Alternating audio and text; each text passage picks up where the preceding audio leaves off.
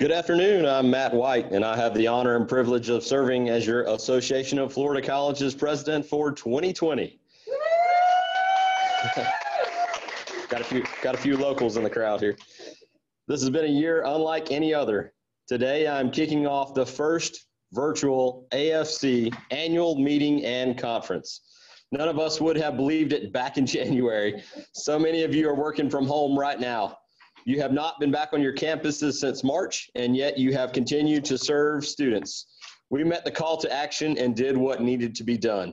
Each of you guide and develop tomorrow's leaders every day by challenging them and encouraging them to rise above and beyond what they can see before them. That has never been truer than it has been for this year. So, thank you. Thank you for not just doing your jobs, but thank you for enabling our students to feel safe and encouraging while learning and dealing with the uncertainty of the unknown. Thank you for showing up when you were unsure of knowing what the next day was going to hold as well. My theme this year was looking for dedicated people with 2020 vision. You have shown your dedication to your colleges, your students, and to the AFC. While 2020 has not been what any of us thought it would be, it has produced opportunities. Opportunities for us to connect in different ways, opportunities to streamline and become more efficient, opportunities to become better, stronger, and more agile. We met every challenge before us and rose to this unprecedented occasion. I am proud to be your 2020 president, and I am proud of the work we did this year. At this time, please join me as the national anthem is performed by Chipola College President's Ensemble.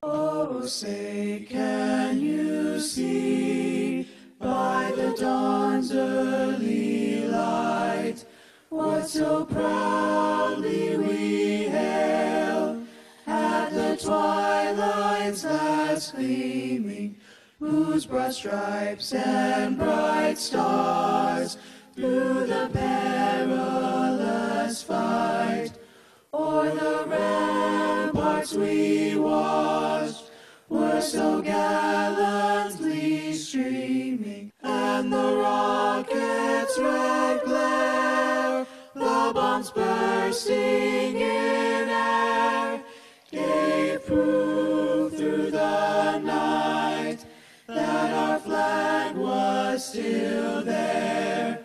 Oh, say, does that star-spangled banner yet wave o'er the land of the free and the home of the brave?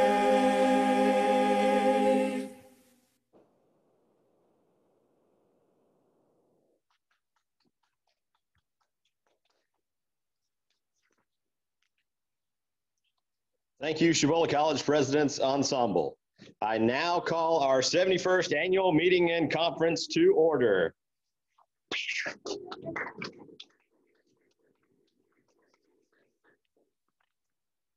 This association has been the unified voice for Florida colleges since 1949.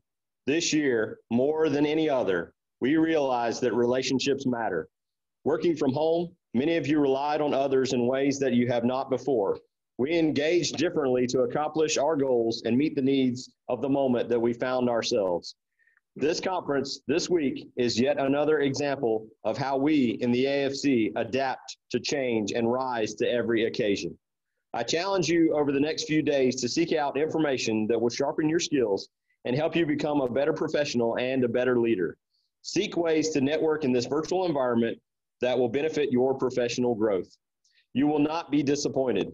Learn from your colleagues, make new friends, and find ways to incorporate what you learn back at your institution.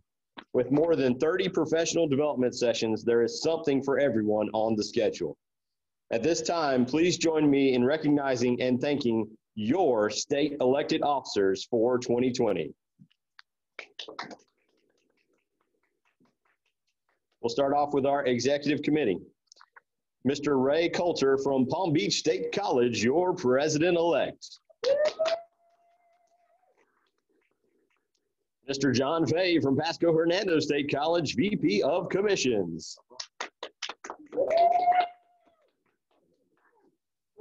Mr. Greg Williams from Tallahassee Community College, VP-elect of Commissions. Ms. Holly Sutton from Florida Gateway College, Vice President, Regions and Chapters. Ms. Christine Tripp from Eastern Florida State College, Vice President-elect, Regions and Chapters. Ms. Marjorie McGee from College of Central Florida, 2019 Immediate Past President. Ladies and gentlemen, your 2020 Executive Officers.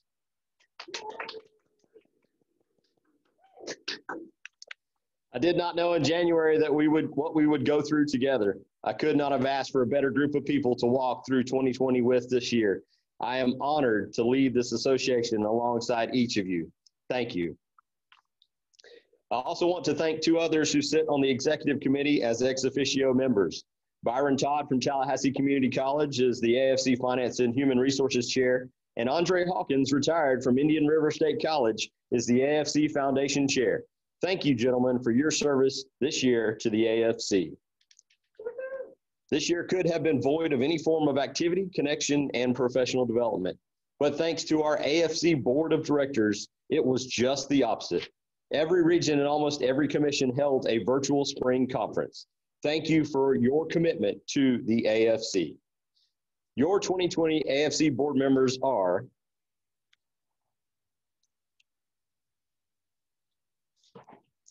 Lynn Odell, Administration Commission.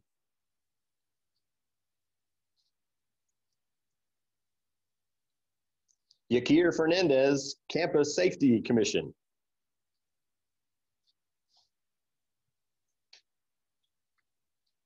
Sharon Walker, Career and Professional Employees Commission.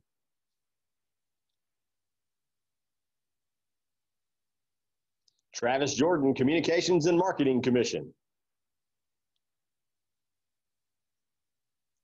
Daniela Pierre, Equity, Diversion and Inclusion Commission.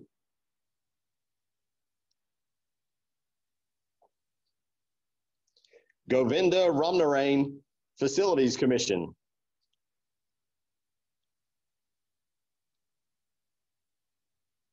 Gene Shepherd's Faculty Commission. Ann Hubbard, Healthcare Education Commission.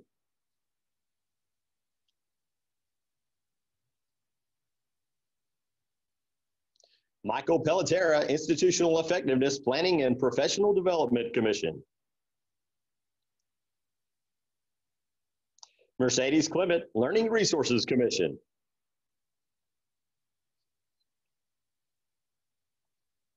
Shayla Harris, Student Development Commission. Jesse Clayton, Technology Commission.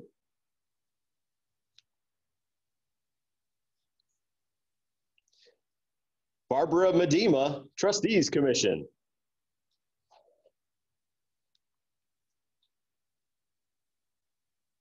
Ryan Buckthorpe, Workforce, Adult and Continuing Education Commission. Wanjika Jackson, Region 1 Director.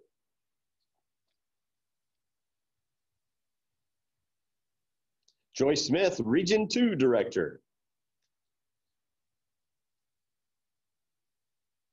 Charlene Latimer, Region 3 Director and CC Program Chair.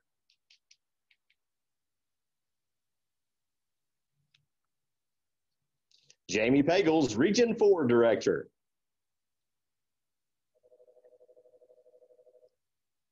Brenda Rant, Region 5 Director. Evelyn Ward, Awards Committee.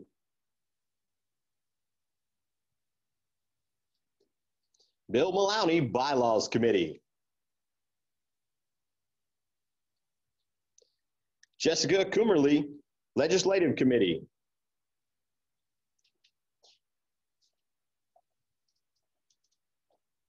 Kim Sellers, Membership Development Committee. John Barbieri, Membership Development Committee. Melanie Miner, Member Services Committee. Juanita Scott, Planning and Development Committee.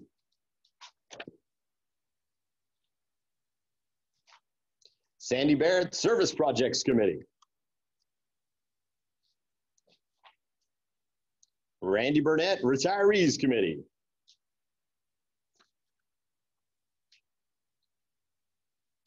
Chancellor Kathy Hebda.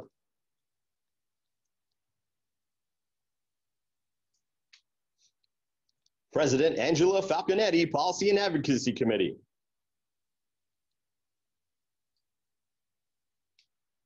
President Joe Pickens, Council of Presidents Chair. Thank you once again to our Board of Directors this year. Now I'd like to turn the next part of our program over to our Interim Executive Director, Marcia Kiner. Yeah. Thank you, Matt. Hello, AFC. As Matt said, this is not what any of us thought our annual conference would be back in January, right? But what a year it has been. Thanks to Matt and our executive committee of AFC, we pivoted and we salvaged our year. As you know, we believe strongly that there is strength in numbers. The AFC's unique membership and its ability to work collaboratively with all of its stakeholders enables it to be one of the most dynamic associations in the state. President Joe Pickens of St. John's River State College is currently the chair of the Council of Presidents. The Council of Presidents works tirelessly throughout the year with the AFC Legislative Committee to advocate on behalf of our system. We appreciate the Council and all of our Florida College system presidents. At this time, we'd like to turn it over to President Pickens.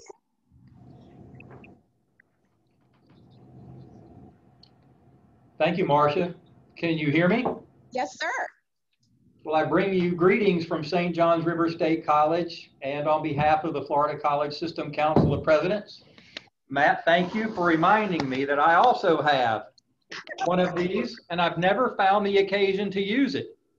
And so I'm going to today in joining Matt in welcoming you and opening the 71st annual conference and meeting.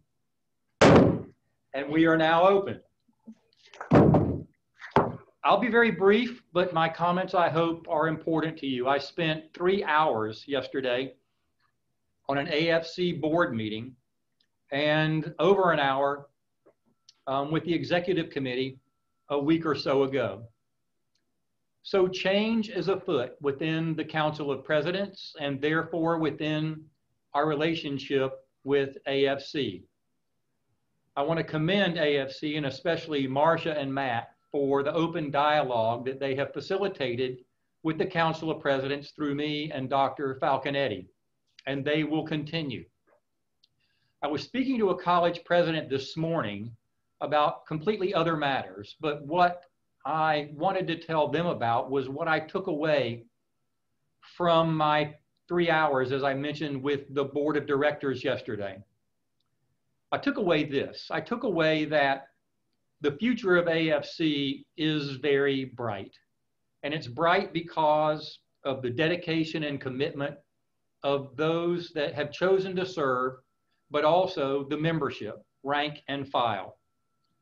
I said this yesterday and I'll say it again, you're darn lucky to have had Matt White to lead you through this very tumultuous year and that you have the steady hand of Marcia to help you in the transition from your past to the very bright future that you have. And I have one ask of you, and that is this. If your president doesn't know who you are and what you do for and with AFC, then make an appointment with him or her, either right before the Christmas break or more likely immediately thereafter, and go visit them and tell them what it is that you do for AFC and why. And don't go alone. Bring as many AFC members, colleagues, as you can with you, so that they too can explain to your president why AFC is important to you, and therefore it's important to the college. Having served in the Florida legislature and focusing on education, I can tell you that I have understood the importance of AFC since back in 2000 when I was first elected. But some of the presidents don't have that background, and they won't gain it through osmosis. They will gain it because you take the time, the same type of time and commitment that you invest in AFC, in communicating to your president why you do it when you could be doing something else with your free time, why it's important to you, and why it's therefore important for the college, and for the college to continue its investment in and relationship with AFC. Do that for me as the chair of the Council of Presidents, but more importantly, do it for yourself and do it for the organization that is so very, very important to you, or you wouldn't be listening to these comments now. So Marcia and Matt, it's my pleasure to appreciate this welcome opportunity and to thank everyone for participating in this 71st annual conference and meeting. I look forward next year as the immediate past president of the chair of the Council of Presidents of being with you all in person somewhere in Florida. Thank you and God bless. Thank you, President Pickens. And we thank the Council of Presidents for the work you do on behalf of our colleges. This has been an unprecedented year where leadership really mattered. We are grateful to you, President Pickens, and the Council for your guidance and your support as we crossed into uncharted territory. Leading isn't easy. We recognize this more than any other year. This year has certainly shown us that leadership matters. The significance of great leadership when our colleges pivoted in the spring with care, consideration for the health of our students and our staff, and a commitment to returning to our colleges in the safest way was of the utmost importance to our presidents and our administrators. And so on behalf of the association, I just want to say thank you.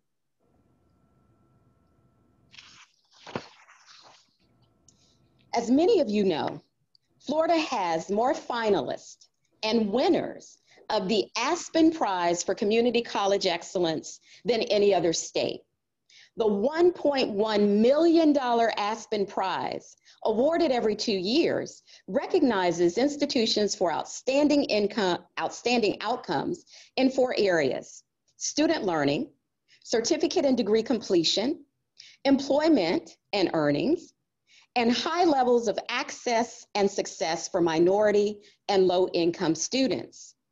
The AFC established the AFC Aspen Wall in our building to keep a running recognition of all Florida finalists.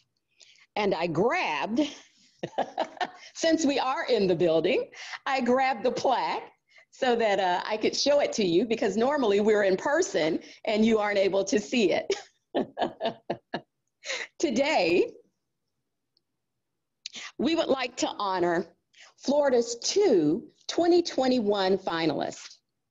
Our first finalist is Broward College. This is Broward's 4th appearance as a top 10 finalist for the Aspen Institute Prize since it was established. Broward Up, the Up, meaning unlimited potential, is aimed at improving the lives of residents in Broward County zip codes with the highest unemployment and lowest educational levels. As part of its equity-focused work, Broward College is pushing to increase equity of access to post-secondary education, and one main driver is Broward Up. This is not a short-term initiative. but rather an expansion of the college's business model. Ladies and gentlemen, Broward College.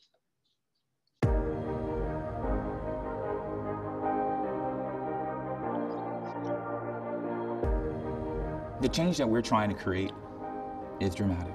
We believe at Broward College that everyone is college potential. Broward Up is changing the higher education landscape. Our goal is to bring Broward College courses, curriculum, industry certs, and instructors to your doorstep. Broward Up takes education, higher education, out of the four walls and brings it into the heart of community. We want our kids to be able to get an education and choose a trade or vocation or profession that will last them for life and also help their families. So that's the importance of a higher education. And we're so glad Broward College is here. The sociological barriers that this breaks down tells this generation that their community thinks they're worth it and that Broward College thinks they're worth it. In our Broward Up communities, the average unemployment rate is about 12%. We're leaving talent behind that's in a community that doesn't have access to the quality workforce training and credentials that they need to map to the great jobs that are available in Broward County. By partnering with great agencies like Boys and Girls Club, the Urban League, the YMCA, the Jack and Jill Children's Center, we can provide training and educational opportunities in our Broward Up communities. This course was very convenient. They actually came to us. You know, I saw the Broward College truck, they was unloading the computers. The idea was, how do we make sure that we create greater opportunity, access, and vision to pursue a greater life through post-secondary education? And in many ways, it starts from my own background and where I grew up. I grew up in an area called South Jamaica, Queens, New York. It was 1989. I was in 6th grade, and I was talking to another 6th grader, a classmate, and he was clearly more affluent than I was. And he said, "We're going to be the last class of the millennium because we're going to graduate college in 1999. And that was the first time that I'd ever heard the word college. And it was that disparity that I carried with me through adulthood and to today. It should not be fortuitous that anyone, regardless of their neighborhood, hear about college. As a post-secondary institution, I think it's our job not just to be proud of the accolades and yes, we serve a lot of students, but to be conscious of who are we missing? Who wants a better life but can't figure out how to get there? That's what this is about. It's ensuring that all those who want the opportunity know it exists and us engaging to create that conduit to pursue that opportunity. We always like to see families grow. We like to see their income increase. Broward Up is providing the tools to individuals so that they can improve their lifestyle, improve their opportunities. Most of our students or future students within these opportunity zones do not have the means to get back and forth from a Broward College campus. It's not just that they didn't want to go to college or they didn't know about college. It's about helping them overcome the narrative that's been in their head, that's been in their family and in their community, that they aren't college material or that they can't do it. What we've been able to do is not only introduce programs for kids who are thinking about going to Broward College, we've been able to engage parents who also may have that inkling of wanting to advance themselves academically as well. For us to really move the needle and to impact everyone, we need all of the support that we can get from our whole community. This is a great opportunity if you care about the educational attainment of young people and adults in your community. I can't think of anything more empowering than to say to a young person, it doesn't matter about your financial start in life. Your college will be next door. I didn't know that there were programs like this out, and now it was brought to me and I took it, I've been through it, experience. It was great. Now I know there's more out there. Here's the opportunity to work with a post-secondary institution that has decided it is not enough that we only serve the kids that get to us. It is incumbent upon us that we go deep into the communities that need us most and figure out how we make the greatest difference, not just for those who have achieved and come from wealth, but those who have nothing more than the desire to succeed.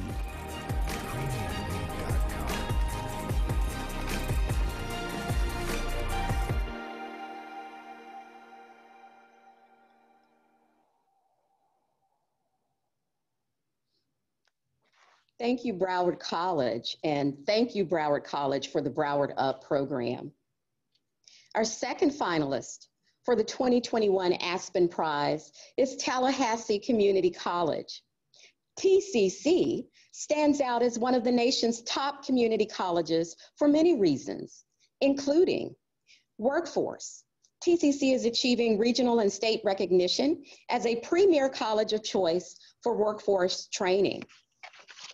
Access. The college continues to strengthen and expand access by increasing awareness of educational opportunities. Student success.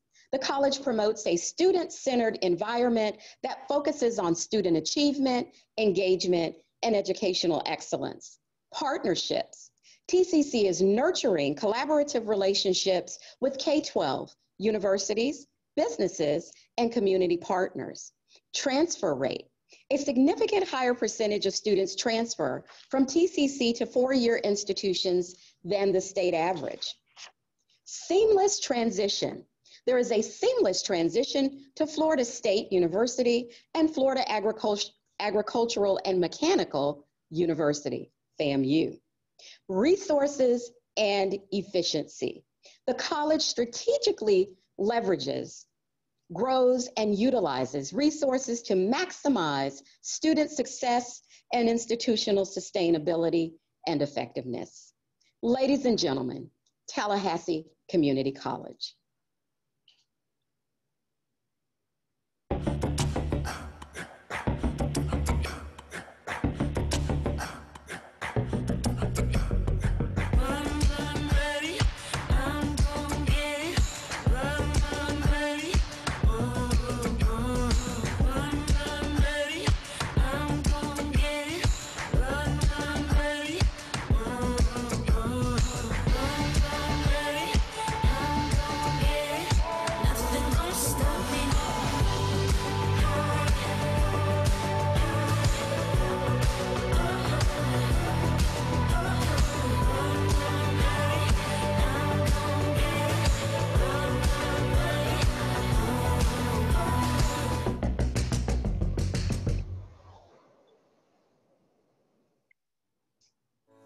Tallahassee Community College has been named as one of the top 10 community colleges in the nation. The Aspen Institute recognizes institutions from across the country that have exceptional achievements and a total commitment to improving student outcomes. The college was recognized as one of the nation's premier community colleges eligible to compete for the prestigious $1 million Aspen Prize for Community College Excellence because of its focus on student access and success, its workforce training initiatives, a seamless and high transfer rate to four-year colleges and universities, and its many varied and productive community partnerships. This recognition from the Aspen Institute is a testament to the wonderful work of the faculty, staff, and leadership at Tallahassee Community College.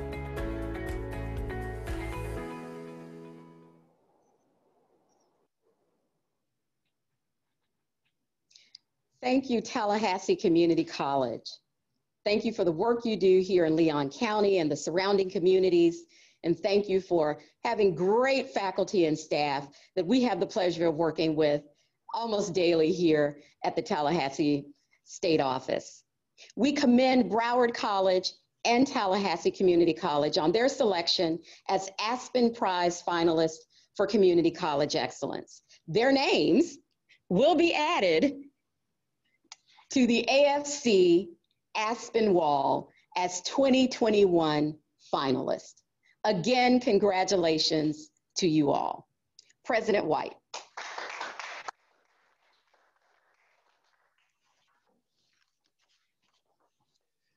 Our next guest reminds us of our why. Our students are our why. They provide the motivation to learn more and to become better professionals. The president of the Florida College System Student Government Association is here, Dexter Rabin from Miami-Dade College, to greet us. Dexter? Can you hear me? Yes, sir. Awesome. Good afternoon, everyone. I hope you're all having a great day so far. My name is Dexter Rabin, and I have the pleasure of saying that I am the president of the Florida College System Student Government Association. I was born and raised in Miami, Florida, and I currently attend Miami-Dade College Kendall campus. As many others around the world, I did not expect for what has happened this year, to happen. I applied to this position believing that everything would be normal. I enrolled in my classes thinking that I would be going into class and seeing my friends every day. And because I expected everything to be normal, I took it all for granted. It would be a lie to tell you that it was easy to make this transition. There were a lot of times that I thought I should just coast through until I transferred and all things were better. But that's not me, and that's not the student leaders of the Florida college system that I've had the pleasure to meet so far. When we were given a task like no other, represent the over 800,000 students of the Florida college system during a global pandemic, there was no one we could ask advice from because no one has gone through this before. Despite that, we would not settle for mediocrity. No, we wanted to strive to be the best student leaders so that we can inspire the students to keep on fighting through these tough times so that they can have the best environment possible for their pursuit of education. If I've learned anything during my short term as president so far, it's that there is nothing, not a pandemic, not global and domestic issues, not natural disasters, nothing can stop these student leaders from achieving amazing things and pushing towards progress in their communities. It is my honor to say that these student leaders will get us through these tough times. They will continue to prove their greatness and show us that they are the leaders of today and tomorrow, and that their impacts will always be pivotal in our community's education. I truly believe that we are in good hands and we will be for years to come. Thank you for letting me speak today. Thank you again, Dexter. With students like him at our colleges, we can be proud of the work we do every day in the Florida college system. It is an honor to be the AFC president, but it requires a significant commitment. A commitment to time. Pre-COVID-19, there was a commitment to travel and a commitment to overseeing the work of the association. To be an officer of this organization, you must have a passion for it and a sincere desire to work to make it better. This year, we have 3 people who stepped up to the task. Our 2019 AFC president, Marjorie McGee, will introduce them. Marjorie?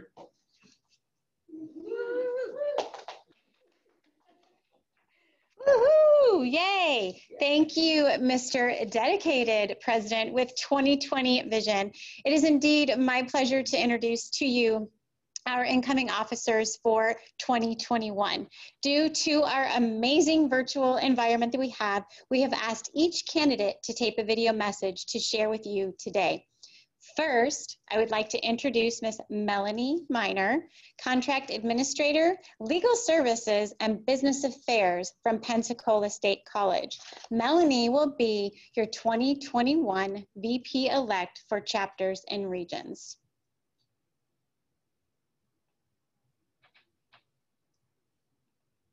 Hello everyone and welcome to the 71st Annual AFC Conference and Convention. I am so happy that the AFC team was able to put this virtual conference together this year. For those of you that don't know me, I'm Melanie Miner and I work at Pensacola State College in the Legal Services Department. And I am your candidate for VP-elect of Regions and Chapters. I've been an active member of the association since 2015. I've held roles at both the state and local levels, and I love everything that AFC has to offer its members. Personally, I've gained so much through my involvement with the association and my participation in professional development opportunities such as the CCP, or Certified College Professional Program. As VP-elect of Regions and Chapters, I plan to encourage collaboration between the chapters and regions. I strongly believe that the association can surpass all of our goals by working together as a team. Together, everyone achieves more. So thank you all for this opportunity, and I look forward to seeing what we will accomplish together in the next couple of years. Thank you. Thank you, Melanie, and I hope you all were paying attention. She had some pretty fun stuff on her desk, including some little green clappy hands. So let's put your hands together for Melanie. Next, we have Mr. Giovanni, better known as John Barbieri, who is the physical plant supervisor at Indian River State College. John will be your 2021 VP-elect for commissions. John? Hello, my name is John Barbieri. I'm your Vice President-elect for Commissions 2021. When I decided to take this role as Vice President, I had to come up with a platform, and my platform is UPS, Unity, Pride, and Service.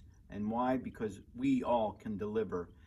When the role that I play here at IRSC is to provide that customer service to our students. So I believe that collectively together as an association, we can come up with a great idea and help us achieve that throughout the whole state of Florida, because AFC has a great working environment and we can deliver the message to all our colleges. I appreciate and I look forward in serving you 2021. John Barbieri. Thank you, John. And let's give it up for John. He had that little leadership stance going on there, and he's going to bring UPS to us. Melanie's going to bring the team. John is going to deliver the UPS. And last, but certainly not least, we have Miss Stephanie L. Campbell, Director of the Upward Bound Program at Polk State College. Stephanie will be your 2021 President-elect for AFC. Hello, my name is Stephanie Campbell. I'm the Director of Upward Bound at Polk State College. And I'd like to welcome you to the 71st Annual Conference and Meeting. AFC is where it is. I am actually running for the presidency because I know that we have strength in our community, our AFC community.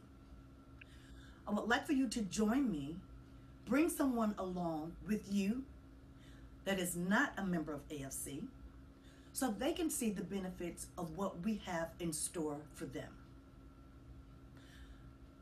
One of the things that I actually would like to say to all of our audience is you have to see what AFC has for you and move forward so that we as a community can be stronger, build our AFC community back better, and move forward. Thank you and enjoy our conference. Thank you, Stephanie. I don't know if you all noticed, but she had her padfolio about looking for dedicated people. So let's give it up for all three of our candidates. And I can't say enough to thank these incoming leaders. Despite a global pandemic, they showed their strong dedication to AFC and their desire, I have permission to use this, to be the change for the association.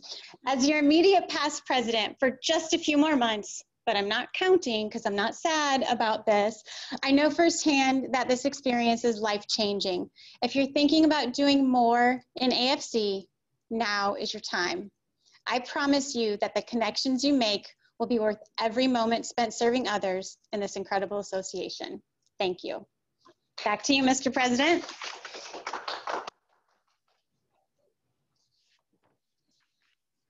Thank you, Marjorie. And now for the State of the Association address. To see the state of the association, we only need to look at how AFC and our members have responded this year. We started the year with our leadership conference, where we packed our state office building here to capacity with AFC leaders new and old. It was a wonderful start to what we thought would be an awesome year. Then COVID hit us in March. In the midst of our colleges converting all classes online, our AFC leaders went above and beyond by moving all 5 region conferences to a virtual format for the first time ever. Also during this time, our state office started offering webinars on Tuesdays and Thursdays, not just for our AFC members, but for all state college employees. As an in-person, event-heavy association, this pivot was unprecedented, and I feel has changed our association as to what we can do moving forward. I wish I could stand here and say that everything is fine and sunny. These are tough times, and our association has not been immune to the circumstances. Similar to our colleges, our association faces difficult decisions as we reflect on what makes this association what it is today and where we should go moving forward. But if this year has taught me anything else, it's that our AFC members are awesome, are resilient, and are definitely dedicated to our association. So as for the state of our association, I say that with continued support of our membership, AFC can weather any storm. Thank you for your support as AFC moves forward together.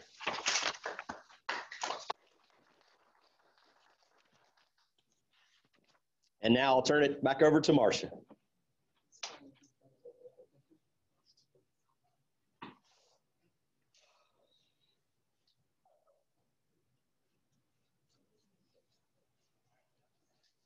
Thank you, Matt. I tell you, social distancing and the mask comes on and the mask, goes off. So fun times here in the AFC building, you all. Again, what a year it has been. Matt, I think, what a year it has been. When we began to plan this conference, we knew that it would be different, really different, from any in-person event we've ever held. We also knew that we needed to be reminded of what we have versus what we may think we're missing. Our speaker today, Brian Hilliard, is a popular speaker. He's a coach. He is an award-winning author. He has a book entitled Networking Like a Pro, How to Overachieve Without Overcommitting. But what he really is an awesome, awesome guy. I have yet to meet someone, other than maybe Marjorie, who is as positive as our keynote speaker today. He brings a smile to your face and in his own way is able to help you remember what's most important. I have his bio here. He's a graduate of Duke University. Brian, go Gators. He started his business back in 2001. He's written 7 books, published close to 200 podcast episodes. He's the creator of a popular program entitled How to Overachieve Without Overcommitting. He's a leader in many rights. If you Google him, you'll see him speaking before lots of different organizations. But we wanted him here today because we wanted to hear from someone who can help us remember what's most important during what sometimes can feel like some gloom and doom. Going into the holidays, we want to be reminded that there are things that we can all look forward to that really matter. So without further ado, it is my pleasure to introduce to you Mr. Brian Hilliard. Brian. All righty. Can you hear me okay? You guys can hear me okay? Yes, we can hear you. Okay.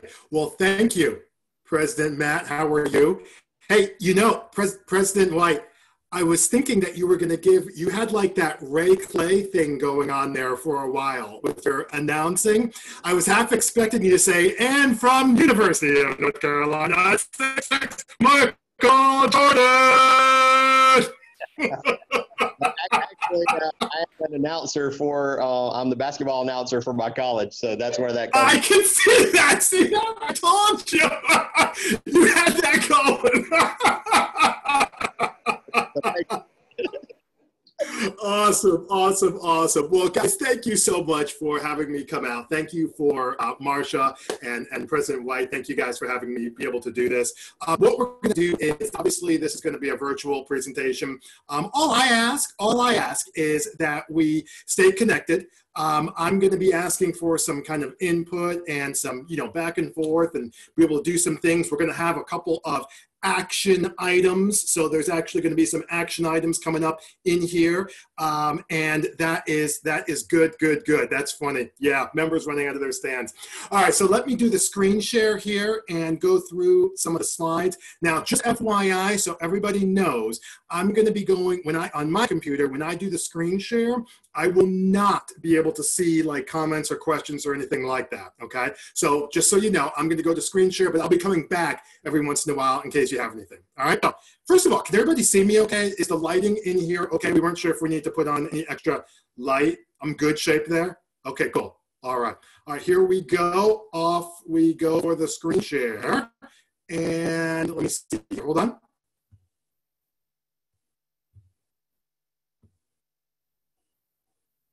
Okay, so let me just get this, boom. Let me make sure I get this right. Let me just make sure you can see my screen. Yes, you can. Okay, hold on. Slight technical difficulty, but this is going to be fine.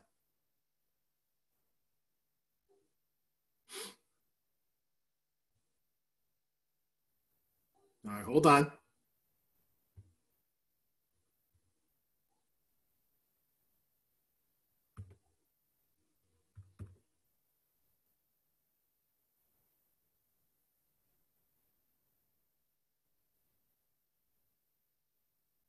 Okay, good.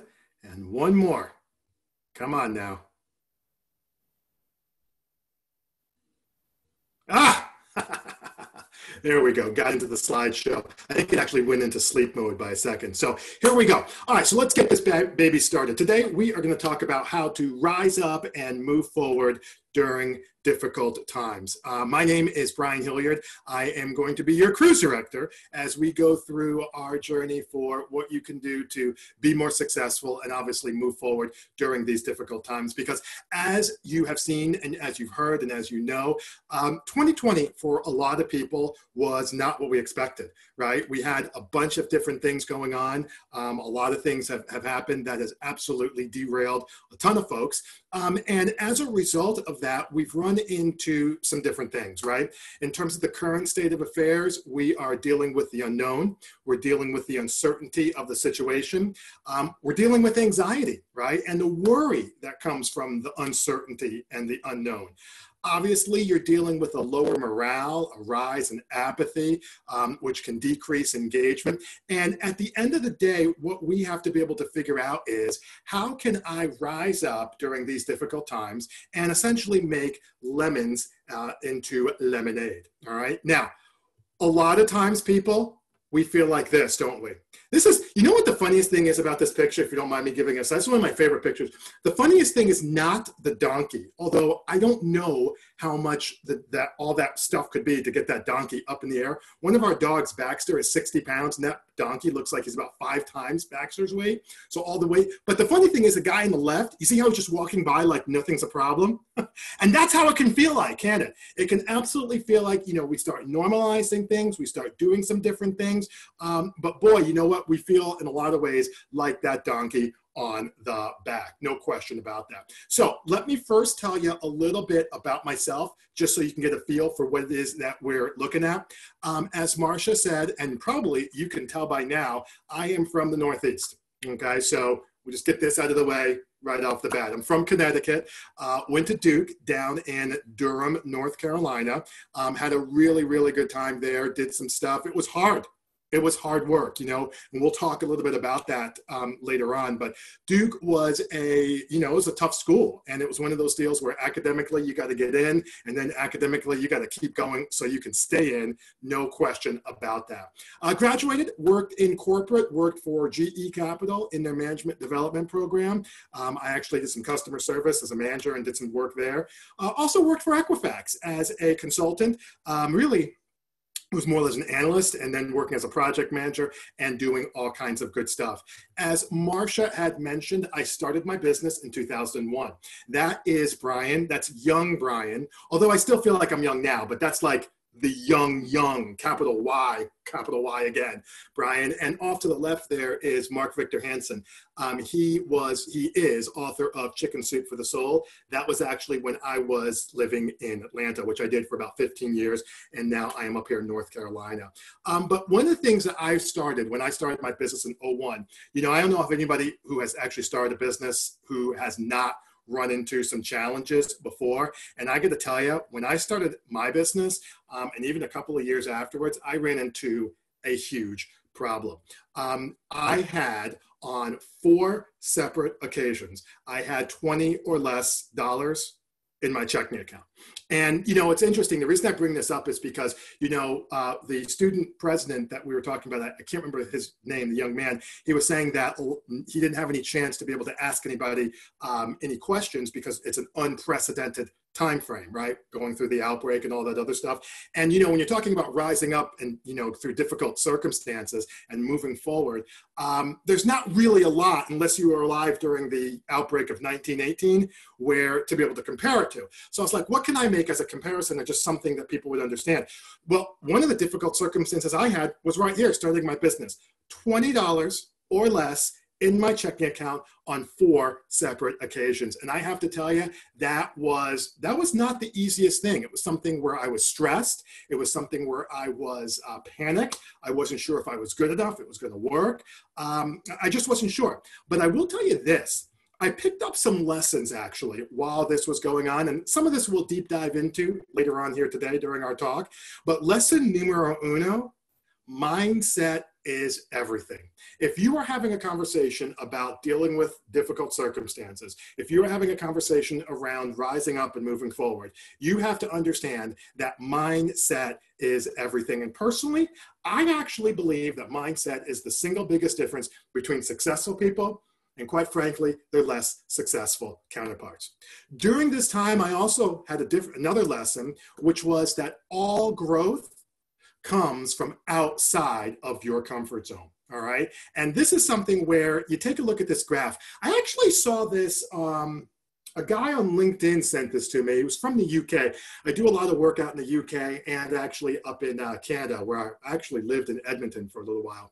Anyway, the comfort zone here, you'll notice that this is something where on the left-hand side there, it's got the red, right? It says safe and in control. And what happens is you got to go out of that comfort zone, fear, into the learning zone, into the growth zone. And one of the points, like I just said, is all growth, like I just said, comes from outside of your comfort zone. And when President White and Marcia and I were talking, it kind of reminded, I don't know how many of you guys have seen the movie Castaway.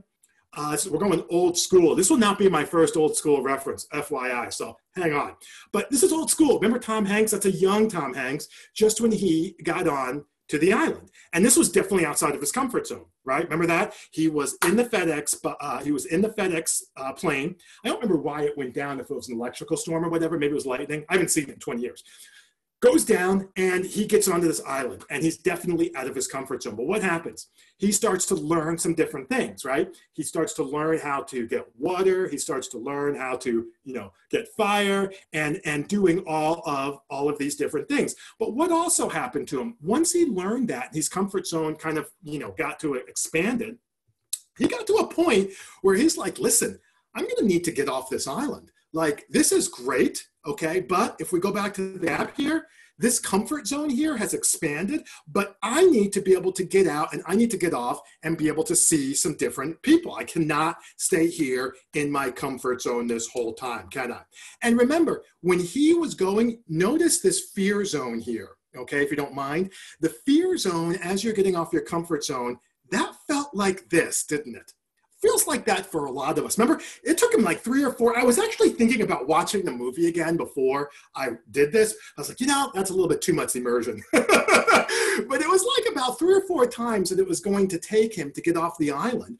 And that was him getting through his fear zone. Okay. And just like you guys, you could have absolutely stayed pat, couldn't you? You had a situation, it needed to be rectified. You have a new group of people coming in, you're doing your thing, you are moving forward, which brings us to lesson number 3. Family and friends are absolutely crucial. If you go back to the movie and you think about what it was that Tom Hanks was doing, he was absolutely had family and friends. All right, remember Wilson, the volleyball? That was while he was on the island. And then to our right, we have a young Helen Hunt, who was able to obviously be his wife, and that's what he was doing. So what you want to be thinking about in terms of these lessons as it relates to rising up is there is going to be challenge. There is going to be circumstances that are going to try to push you back, but you absolutely need to stay the course and move forward.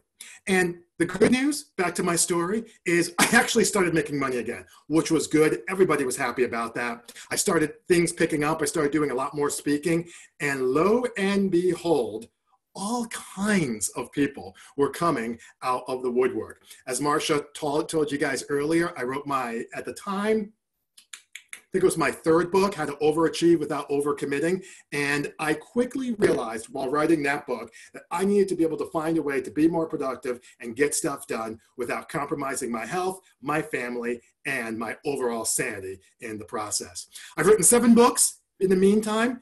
I go out, start doing some work and coaching with a bunch of good folks, individuals who are stressed out, people who are having some challenge, maybe they're running around, have a bunch of stuff on their plates, they're feeling depleted and exhausted at the end of the day. What I do is I work with them to help them feel more uplifted, more motivated, give them that encouragement that, quite frankly, we all could use. And as I told you, I live here in North Carolina, in Fayetteville, talk about how to overachieve without overcommitting, how to talk so others will listen, and how to lead so others will follow, even during difficult times. Which leads us to today. How do we rise up during these difficult times? How do we make lemonade from a bunch of lemons? All right, now what we've got is I've actually broken this down into 3 points, just so you know, okay? So I've broken this down into 3 points. That way we can kind of go through them. You can take some notes if you want to. I will also be able to, like I said, I'll have some action items because I really, really want you guys to be able to integrate some of this stuff. So here we go. Point number 1. We're talking about rising up during difficult times. Point number 1, what you think about is what you bring about. Remember I told you I would go over this, right? I told you I'd make the point that mindset is the single biggest difference between successful people, excuse me, and their less successful counterparts. I'm actually going to go a step further if you don't mind. And this is actually from Jack Canfield. By the way, if you get a chance, Success Principles, old school, told you I wouldn't, we're going to be going a lot old school stuff. Success Principles, Jack Canfield, if you haven't read it yet, highly recommend it. One of the things that he talks about is it's not what you don't know that holds you back. It's what you do know that isn't true. Okay? It's not what you don't know that holds you back. It's what you do know that isn't true. And this is certainly the case. Now, in terms of challenges and issues, let's talk about this, all right? We're going to be able to address the uncertainty about the future. We're going to be able to address the apathy in general. And obviously, we're going to be able to address some of these difficulties due to less funding, which is on top of the outbreak, right? So you guys are having challenge with the funding and the state and all that stuff, which I'm not going to get into. But on top of that, you were given this COVID deal, and now it's made it a lot more challenging. So we're going to keep all these issues top of mind as we work through this, okay? So mindset is the foundation, in my opinion, that lets you better deal with and rise above your current circumstances. So mindset is not something like I love Genie, ding, and it just kind of like goes there. That's not how mindset works. It's more of a foundational element that allows you to be more resilient and allows you really to be more receptive and to move forward. All right, so let's take a look. What you think about is what you bring about. That was point number 1. Let's talk about some steps to make this a reality. Step number 1 is you absolutely want to gain some clarity around what it is that you do. Okay, you absolutely want to gain some clarity around what it is that you do. I think a lot of times most people think more about what they don't want than what they do, and then they wonder why things don't change. And I honestly believe that this is the truth, but sidebar. Now, I know we have a lot of professors and teachers and people who are academic. I just feel like I need to call this out. Did you notice how I did then with an A in the middle and then with an E towards the end? Then, I got it right. So, you have to understand all that. I paid attention when people told me about that in grammar.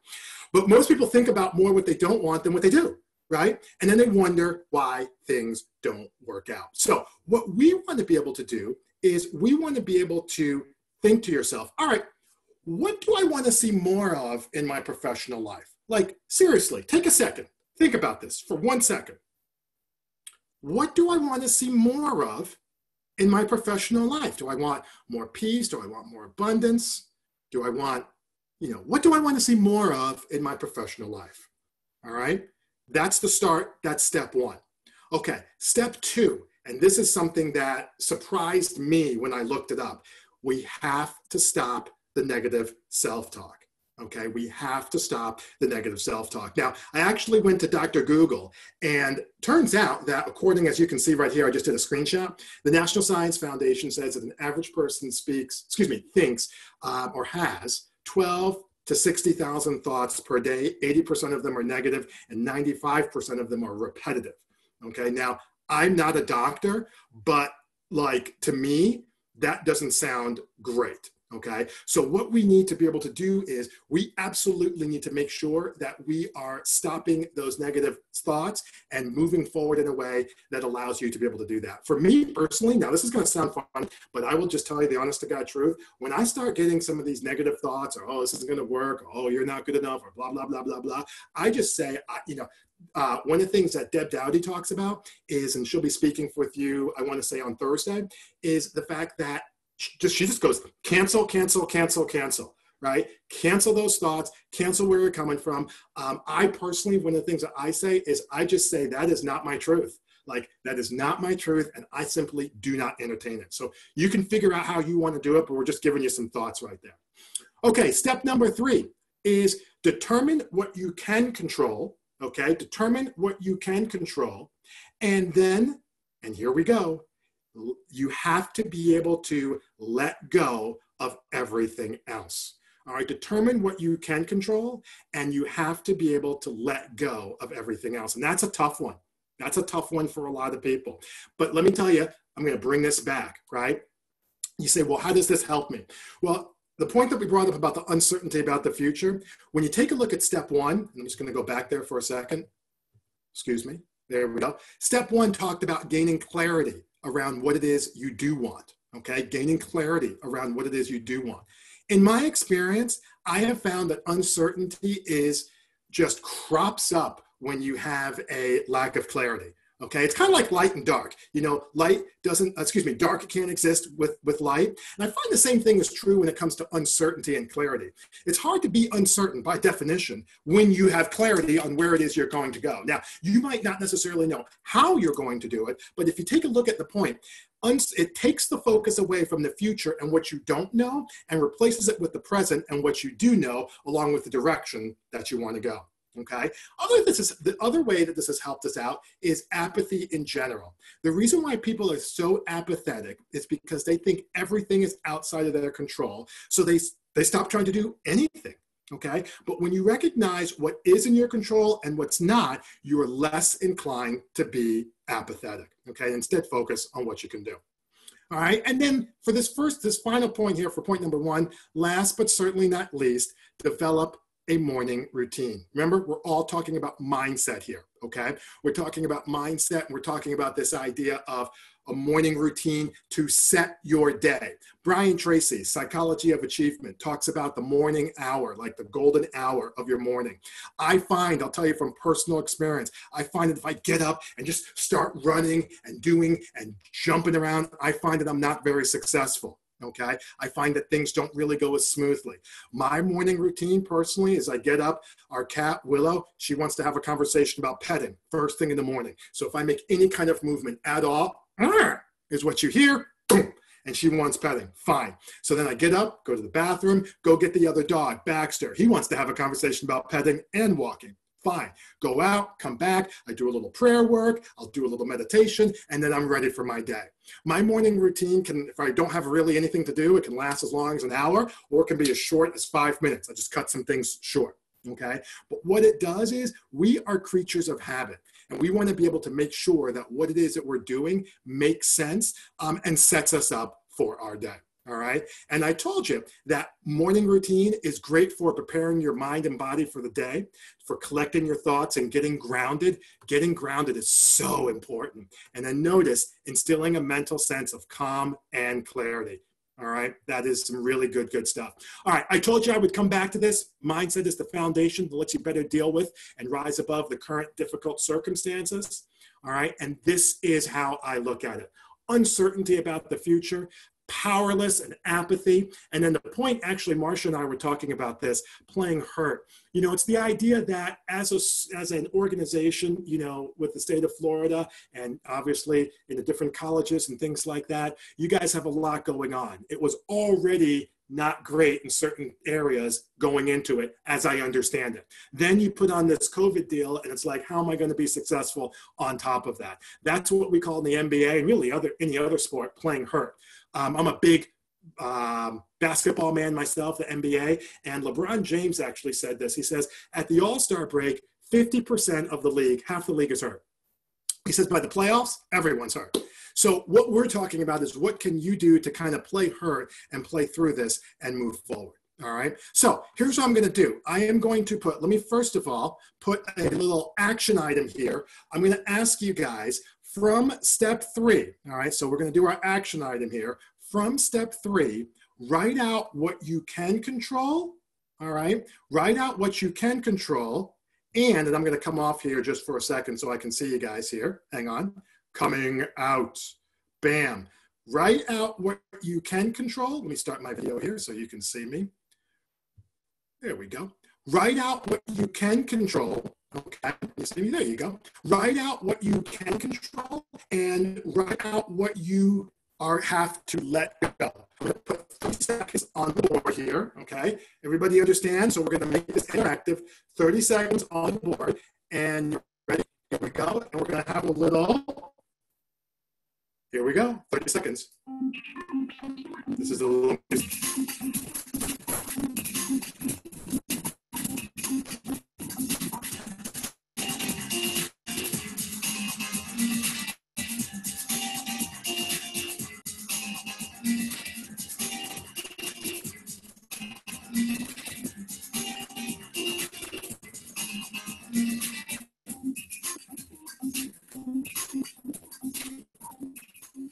all right, everybody back? We got it? You got that down there? Okay, good. That's exactly right. That's exactly right. That's exactly right. All right, good. We got some good content. Good. Good stuff. All right, I'm going to get back in this. Hang on for a second. Going back into the share mode. Hold on. All righty. And you should, hold on, let me just make sure I got the share right. Yeah, can, oh, hold on.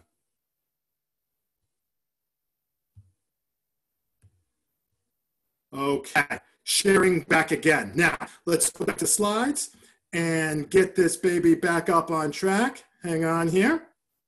All right, let's get this baby moving. So now what we've got is, let's take a look at this next point, point number 2, which is to become a better communicator. Okay, now this is something that is super important for a lot of different reasons. Becoming a better communicator is going to be able to help you in a number of different ways. This will help us, again, in terms of uncertainty about the future, apathy in general, difficulties due to less funding. Now, what you first need to be able to do, this is step number 1. This is actually what I call the DISC model, and it's not, what I call it, it's called the DISC model. D, I, we're going from left to right. D, dominance. I, influencing. S, stabilizing. C, cautious. All right, and you can take a look at this. We'll be able to, you can check this out and whatever. A lot of people, everybody falls into one of these categories. So we have a primary communication style, and then we have a secondary communication style. All right, so what happens is you have a lot of people, when you're communicating them, it can really be like where it's like two ships passing in the night, because you might have a results-oriented D talking to a, analytical, cautious C, and it can be tough. So the first thing you want to do is you want to identify what it is that you are. Now, for yours truly, I am an I and a D, which means that I am enthusiastic, trusting, sociable, charming. I don't know if we would use the word charming. It seems a little old school, confident, that type of thing. And the D is decisive, direct, innovative, things like that. So I'm an ID. All right, now my girlfriend, she's actually an SD. All right, so you take a look, she's very stabilizing, relaxed, patient, things like that. So what you want to be doing is, first you want to identify where you are in this kind of continuum, because then this will be getting into step 2. And just keep in mind that this is not a conversation about right or wrong. Okay, the reason why we want to identify where you are and then ultimately how it can help others is because it will allow others to be able to see you in a light that is, for lack of a better term, more of a straight shooter. And I'm not saying that you aren't. I'm not saying that you're in any way, whatever. But a lot of times when dealing with uncertainty, people like to be able to have some clarity. First, we have to get our own minds right. We talked about that in point number 1. Then we need to be able to communicate that to others in a way that actually resonates with them. All right. That's why I like to be able to go with that first. Now, if you haven't seen this, this is old. This is some more old school stuff. Men Are From Mars, Women Are From Venus. Great, great book. The 5 Love Languages. Great, great book as well. That obviously takes it on a personal level and what it is that you want to be able to do. But the point is absolutely the same. Okay. And then step number 3, when we talk about becoming a better communicator, let your yes be yes and your no be no. Okay, this is so important because when you are dealing and you're talking to either your students or you're talking to other faculty or you're talking to people at home or you're just talking in general, okay, what people need to be able to understand is that they can trust you and that they see you as somebody that they can count on. And this is where we talk about how this helps. It helps due to difficulties due to less funding. Why? Because most people can accept bad news or continued bad news as long as they feel like you are being a straight shooter and coming in good faith. That last part I won't even get into, but that is huge, coming in good faith. Okay, and then I want to take a second here. You guys have mentioned the AFC membership. This really helps you with that. When communicating and selling AFC, you want to make sure to focus on the communication style that best suits the individual. All right, and also be sure to include, and you'll notice I put this down here, a rock solid value proposition. All right, so if you're trying to get people to be like, oh, you know, this is something that I want them to do, or I want to be able to, you know, handle this, or they need to, I know one of the presidents mentioned the point about getting, you know, seeing your president and talking to them about what it is AFC does. Make sure that you really have a good idea as to where the person that you're talking to probably is, where you are, and then go from there. All right. So what we're going to do is I'm going to open it up for some Q&A. Q&A is what I'm going to do. So hang on for a second. Bam. And now I'm going to come out so you can see me. And really, more importantly, so I can see what's going on the screen here. You know, it's funny because you're like, okay, start video. You're doing the presentation and you really can't see anything. And you're like, is anybody watching you? And you're like, of course they're watching you. That's ridiculous. Somebody's watching. They're still here, right? Okay. I stopped the share here for a quick second. Do we have, I'm hoping you guys can see me. Do we have any Q&A? Did I get this right? Yeah, okay. Do we have any Q&A? Oh, okay, look at this. Q&A up here, maybe? All right. Hold on. Hold on. I'm hoping you guys can still hear me. Can everybody hear me? Well, mine on my end actually got frozen. Apparently, our Attendify, our platform, has ended the session. So it kicked everybody out that was not in the direct Zoom. I think we've still got, well, we still got 127 participants. Okay. All right. Okay. So I think we're still good.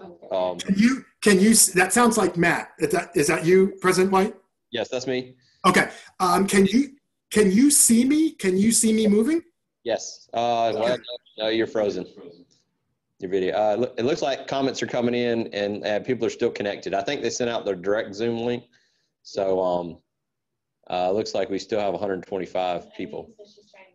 Yeah, and Eileen's, yeah, we'll keep going. Just, yeah, we're good. We're rolling with the technology as always. You still there, Brian?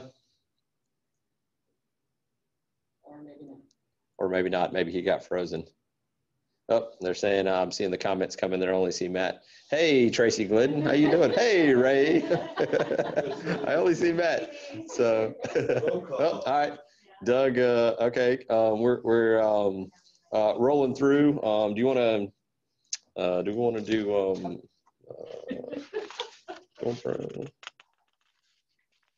Maybe go ahead and do. Yeah, a door prize. Okay, well, while he's coming back in, we can thank our sponsors. Yeah. So while Brian's getting back connected, I guess Doug or y'all let me know when he gets back connected. But while he's getting back connected, we're grateful to our partners who help sponsor our programs and conferences throughout the year. Alpha Umi Inc. is one of our platinum sponsors for this year's conference. They will be presenting on Thursday afternoon, and they sent us a short video to share with you. Doug, are we okay with that video? Hi, I'm Carrie Root, CEO of Alpha Umi, and I welcome you all to AFC's annual conference. It's an honor and a privilege to speak with you today. I thank Marcia Kiner and the staff at AFC for this wonderful opportunity. This past year has brought many challenges to all of us, but as evidenced with this virtual conference, we all have a heart for continuing to work together to share ideas and to build relationships. This year, Alpha Umi and AFC have partnered to bring world-class professional development training to AFC membership. AFC's summer webinar series featured our leadership workshops that are all very well attended. Over the years, you've gotten to know us and experienced our programs, always with positive feedback. With Access AFC, a program launched this month, AFC is again bringing our powerful content to you, this time offering it college by college. I want to see a successful outcome for this program. This is an innovative program conceived by Marcia Kiner and her team. So please participate. I'm also happy to announce that AFC, in partnership with Alpha Umi, is making our 5G coaching skills product available to member colleges at special member pricing. This product has been developed to improve retention engagement of first-generation low-income students by developing student success coaches in your faculty and staff. Please plan to attend our breakout session on Thursday at 1:45, and we will allow you to experience part of our 5G coaching skills program. Over the next few days, please stop by our Alpha Umi booth. We have a number of fun engagements for you. And above all, have a wonderful conference. Thank you.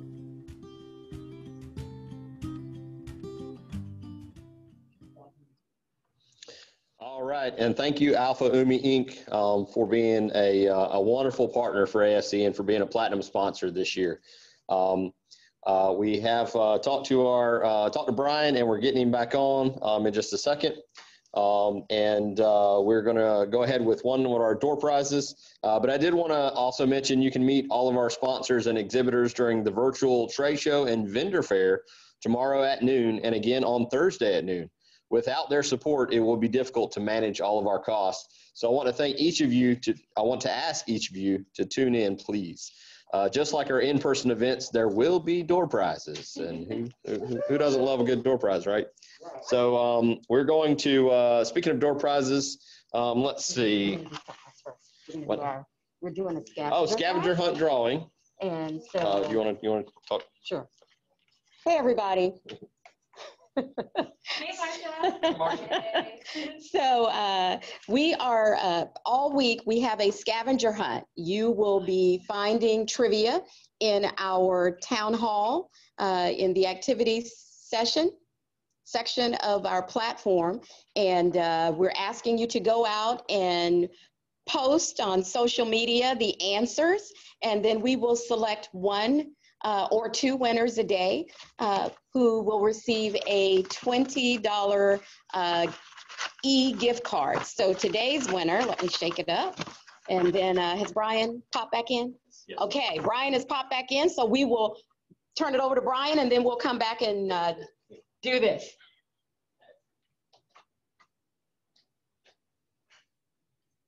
Hold on. Can you guys hear me? Hear you. Yep. Okay. Here's what I'm going to do, if it's okay with you guys. I think part of it was the transition going from slides to live, back to live. So since I have maybe like 10 minutes left, I'm just going to keep it live stream, if that's okay. I'm going to do the Q&A, and then I'm just going to read my slides and take us home, if that's okay. That's perfect. Okay.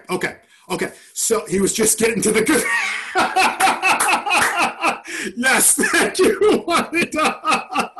So what I was going to do, let me give a quick recap. We're talking about how to rise up and move forward. We said that point number one is that you have to get your mind right? And that what you think about is what you bring about, all right? So that's definitely super important, All right. Then what we said is that we're now getting into being a communicator, right? You want to be able to be a better communicator and be able to do all these different things to be able to help you be more successful. Okay.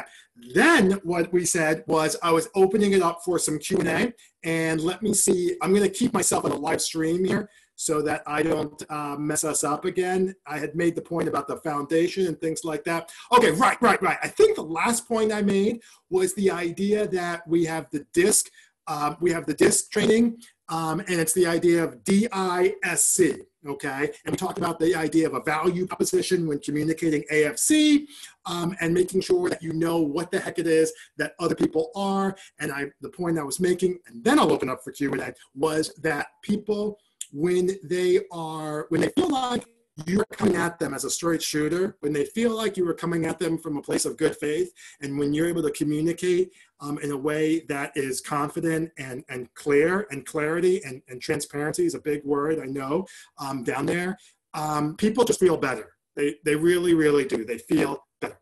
All right, so with all of that said, now I'm going to open it up for some Q&A. Can you go over more about yes means yes and no means no? Oh, okay, yeah, I totally can. Okay, yes means yes, no means no. All right, so this is a conversation around being able to, in a certain way, it's a conversation about boundaries. In a certain way, it's a conversation about being able to be clear with people on what it is that you're going to do. Let's back up for a second. Boundaries. A lot of times what happens, and I write about this a lot too, a lot of times what we do is we have a tendency to overcommit. We just say yes to everything.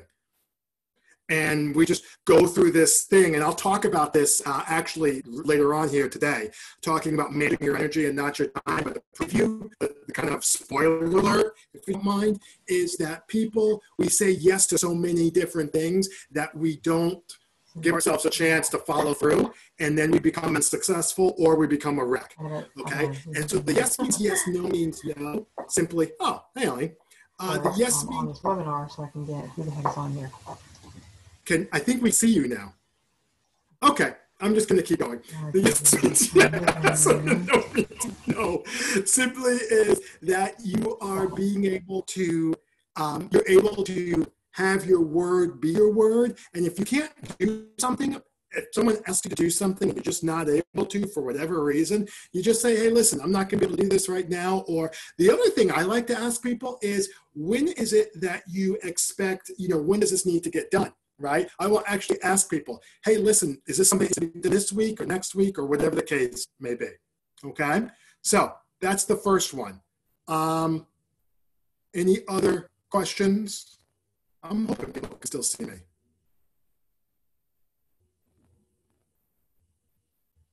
Can you guys hear me? Ooh, no, it went blank. There you go. Yes, okay, good. All right, I'm just gonna keep going.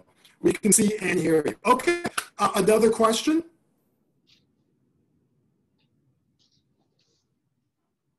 Everybody's good? Okay. Is it healthy to allow negative thoughts to just wash over us as opposed to using up energy to dispel them?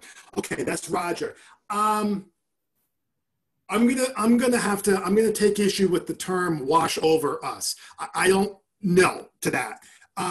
This is me. Washing over us is like, I'm from, like I said, the Northeast. You ever go out to New Jersey, you got the, the tide and stuff coming in and out. Obviously there's tides in other bodies of water, but the New Jersey area, you've got the rip tide. If you don't watch out, you wind up next stop in Cheyenne, right? You'll be in Shanghai before it's said and done. So wash over you is like, I get this image of just waves coming over me. And no, that's not healthy. I like to use the old disengage. And yes, that is a Heisman move for all of you football fans. Let me do it again. Disengage the would-be defender from you. No, I don't want anybody touching me as it relates to negative thoughts or anything like that. Now, I'll tell you what I do.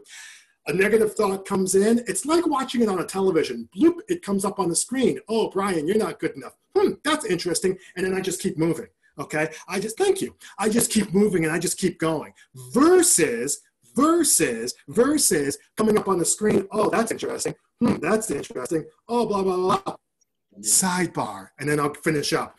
I was watching, I'm a big sci-fi, and one of the shows was Star Trek Next Generation, and they were going into the, the alien space, and all these ships were all over the place. I tried to figure out how all these ships got taken over, and it didn't seem like there was any like shooting or anything like that. And then what happened was, it turned out that the aliens actually would get into each of the human system in their psyche, and they were actually making them like go back to their negative thoughts. Like one guy was having an argument with his dad, the other one was dreaming like he was a kid. And the only reason we knew that was because the ship's doctor was a hologram, and he wasn't affected. So he saw all of these people like this throughout the whole crew, and the aliens were just walking around, taking people out and moving from there. Oh, that was Voyager?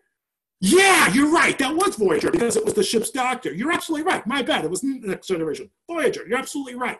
So the point is, no, you don't want to be able to let that wash over you. You want to disengage yourself and move on. All right? Okay, I'm on the clock, guys. I have like 2 more, maybe 3 more points. I will also let you know, I know we kind of got cut short a little bit with time. What I have is I'm actually going to be coming back a little bit. Marcia and I talked about this. We're doing a webinar with you guys at the beginning of next year, which is nice. I appreciate that. And then I also have a little bit of a live master class that we're going to be doing as well. So I'll talk to you about that as well. Okay, so but I got to take this home, and let me just make sure that I got these slides here right, so I make sure I hit my points. Hold on for 1 second. Okay, so point number three is to be able to, point number 3 is you want to be able to, let me see how I can move this. Hold on just for a second, because the problem is I can't see anything now. Okay, point number 3, and let me just move. There we go. Okay, point number 3 is that you want to be able to manage your energy and not your time, okay? Manage your energy and not your time. This is a big thing. And for a lot of people, what happens is we think that, we have to be able to have this time management. We figure out, how can you squeeze a day out of a week? And how can we squeeze a second out of a minute? How can we squeeze a minute out of a day? And it just makes it tense. I used to be like that, by the way. I'm not like that. Turns out you don't have to be tense or stressed. You do have to be focused and disciplined and organized, but you don't have to be tense and stressed the whole day. Anyway, be able to manage your energy and be able to, manage your energy and not your time, okay? 3 key principles for that. Let me take a look here, because again, I'm reading not from actual slides. There has to be a little bit easier way for me to be able to do this so I can see this without being able to. All right, I'm just gonna have to go with it. You know what I'm gonna do? Here we go. Here we go. There we go. Put you down just for a second. I'm pivoting. Okay. Energy this is perfect now. Now I can actually see the slides and be able to talk with you guys. Okay, so energy is a finite resource, just like everything else. So we're talking about 3 principles: manage your energy, not your time. Energy is a finite resource, just like everything else. And like I was saying before, people think in terms of, time. No. Especially when you're dealing with difficult circumstances, you might have to talk to a faculty member. You might have to talk to a student. You might need to engage in some self-care yourself. That is going to require more energy, okay? It's going to require energy and more time, but it's infinitely important that, I got to get these 15 things off of my list. Absolutely not, okay? Now, next thing that we want to do, principle number 2, is we want to realize that all tasks are not created equally, okay? All tasks are not created equally. We're going old school again with this. Stephen Covey, First Things First and 7 Habits of Highly Effective People. I actually think First Things First is a better book for this, even though 7 Habits is one of the more successful ones, obviously. But the idea is that you want to be able to prioritize what it is that you're going to do. For me, I'm a morning person. So what I'll do is I will tell you about my morning routine. I will get up, I will get moving, and I will absolutely make sure that I have my first thing that I do is a high, energy task. It might be writing a proposal. I work from my home. It might be writing a proposal. It might be working on this presentation or the next one. I got another presentation tomorrow. It might be, I don't know, doing a bunch of other things, working on some Facebook ads. That's a high energy thing, FYI. So these are things I do now. You might not be a morning person. That's fine. You still bump it down. You still do your morning routine. It just might not be, I get up at 5:36. That's fine. Maybe you're getting up a little bit later. No problem. But then you know where your high and low energy is. Give yourself that chance right off the bat to get into a high energy activity. All right. And what we also want to be able to do here is principle number 3, and this one's a tough one for a lot of people. You are not going to be able to get everything done. It's too much stuff. You're not going to be able to get everything done. And what it is that I always tell people is that if you want to get more, you need to be more first, because you're probably thinking to yourself, boy, Brian, you know what? Like, that sounds hard. That sounds like something, what you're telling me, I'm going to need to make some adjustments. Yeah. You know why? Because if you want to get more, you need to be more first. You need to be the type of person who is open and willing and able to move forward in these areas. Now, just a few more slides and then we'll wind up here. Here's the biggest problem with presentations, and I take this very personally.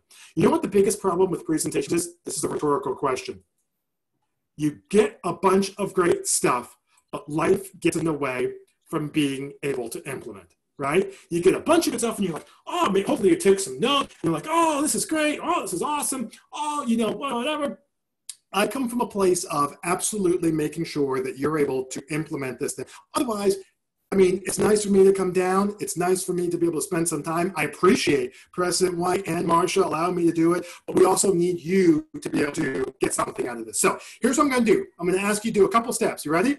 Step number 1 is make a commitment today to be a better version of yourself. I'll give you 3 seconds for that. Ryan, we got about 2 minutes. That's fine. It's totally fine. Make the commitment today to be a better version of yourself. And then what I'm going to ask you to do is take out your phone real quick. Take out your phone real quick. Yeah, that's fine. And what I'm going to ask you to do is I'm going to ask you to email or text me the one thing that you're going to implement from today's session. All right? Email or text me the one thing that you're going to learn from today's session. Here's my number real quick. 678-953-0435. Text that bad boy over to me, and that will absolutely be able to help you be able to do that. And last but not least, if you want, we can talk a little bit about, I mentioned the live masterclass that we're going to be having. I will absolutely talk with you a little bit about that and how we can be more successful in overcoming the overwhelm. Number one more time, 678-953-0435. Just make sure you put your name so I'm not just getting random text. Tell me that's perfectly, so I know who it is and where we're going. President White, I'm sorry I went a little bit over. I didn't mean to do that. Thank you. No, you're good. You're good. Thank you. Thank you, Brian. Yes. The energy there. I think lots of people definitely enjoyed that energy. So, I think we all needed those lessons on making lemons into lemonade these days. So thank you so much. I'm inspired and reminded to remain grateful. So thank you so much. All right. We are running a little bit late, so we already thanked our sponsors, our platinum sponsor, Alpha Umi. And then I hope you'll join us for our opening networking social, which now begins at 4:45. Our next sessions, which we're supposed to begin at 3:15 now, begin at 3:30, which is in 9 minutes. So, but at our opening networking social, you'll have the opportunity to meet someone new, take a virtual selfie, and win a prize. So sounds interesting there. So now we've got our scavenger hunt drawing. So every day there's a scavenger hunt, and we will draw a winner. So drum roll, please. And the winner is Dottie Taryn, I believe from Gulf Coast, right? Dottie Taryn, so the winner of our scavenger hunt for the day. Yep. And you get a $20 gift card as I jump back in there. So, all right. And speaking of prizes, what you've all been waiting for, we still got, 117 people on here. So we have, first up is a 2 to 3 days. So 2 or 3 days. That's kind of 2-night hotel stay to give away. Our first day is for the Sheraton Sand Key Resort in Clearwater Beach, right there. And the winner is Christina Will. Christina Will, you are the winner of a Sheraton Sand Keys, St. John's River. She's from St. John's River, Christina Will. All right, and our next hotel stay is for the Hotel Haya in Ybor. Is that Ybor City? In Tampa. I think it's a good city there. And the winner of that one is, are you ready for this? You ready for this? No, it's not you. No. It's not you, Marjorie. Tracy Glidden. So Tracy Glidden, you win a Hotel Haya in Ybor City. So thank you so much. All right. And I believe that's it. Thank you, everyone, and I hope to see you shortly at the opening networking social. Do not forget to take your selfie and get your gift. And with that, the end. Thank you for joining us. Be sure to join us sessions later today and for tomorrow. Thank you so much.